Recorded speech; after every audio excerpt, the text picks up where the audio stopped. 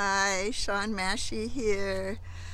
Gorgeous post-Thanksgiving fall day, and so much to be grateful for. And yet what I want to talk about today are those times when you don't feel grateful. Even when you're surrounded by beauty, by loved ones, by good health, by all the things you think you should feel grateful for, and yet you can be really upset about something, really annoyed by someone judging yourself or another situation. And from my perspective, going to that gratitude list and kind of trying to overcome what it is you're upset about is sort of a BandAid. It's not really going to get to the bottom of what is bothering you. There's part of you that honestly believes it is saving you by judging others, by putting the focus on what's wrong, by beating yourself up for whatever it is you can't do any better than you can. And finding ways to be with that just as it is, to be grateful for what you're not grateful for, is kind of what the spiritual journey is all about.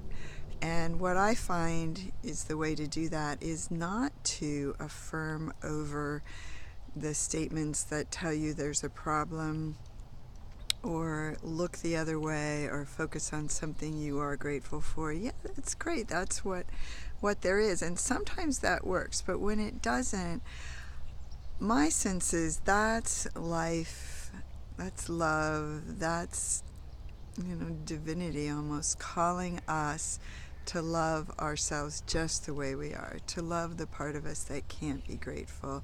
And in a lot of ways we do that not by saying here's what's positive, but by looking into what we believe should be different, by looking into the negative, by saying, okay, I see you just the way you are, not loving things the way they are, not knowing how to handle a situation, not knowing how to love yourself just the way you are. And thank you, littlest part of me who wants to point out whatever is wrong and believe that by focusing on what's wrong, we'll get to what's right. In some ways, you can be grateful for that part of you, because you'll know that there's a problem because you'll feel it in your body. That's what we call emotions.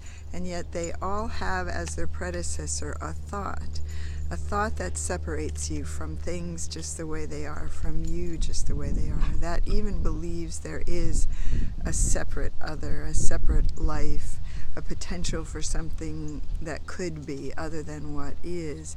And it will keep creating pain and dysfunction in your life. It will eventually turn into chronic illness or a major breakdown or a divorce or something. It will keep calling you until you get to the bottom of the story that believes that it knows better what could be. And so really, in some ways, the best thing we can do for ourselves and for others is to really be with that part of us that believes that, to sit with it just as it is, to harvest the thinking that it's believing. And we can do that so efficiently now. We can allow it to see for itself that maybe things are just the way they should be, and that we can't know that something better should be happening. And to let go of the real source of the pain, which is to say something should be different than it is. For example, my dog shouldn't be making all that noise chewing on that stick. Is it true? No, absolutely not. My dog is chewing on the stick, and that brings my humanity to you, my love of all these, quote, imperfections, when we think we know how things are supposed to go, and yet maybe that is the moment where you finally connected to what I'm saying. How can we help out the thinking and even be grateful for the thinking that says, no, that's all wrong, it should be different, and trust that we can't know? So here's me and here's you, I hope, finding ways to be grateful for what's not grateful. Question the thought, I should feel grateful. Is it true? You should feel anything other than what you are? Is it true? It puts you in the position of of believing your monkey mind when it says it knows a reality that could be better than what's showing up. So, love you.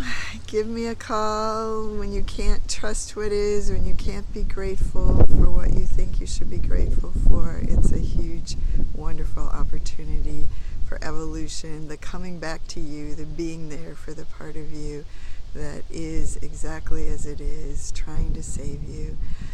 Thanks, little helper. Grateful for you. Bye-bye.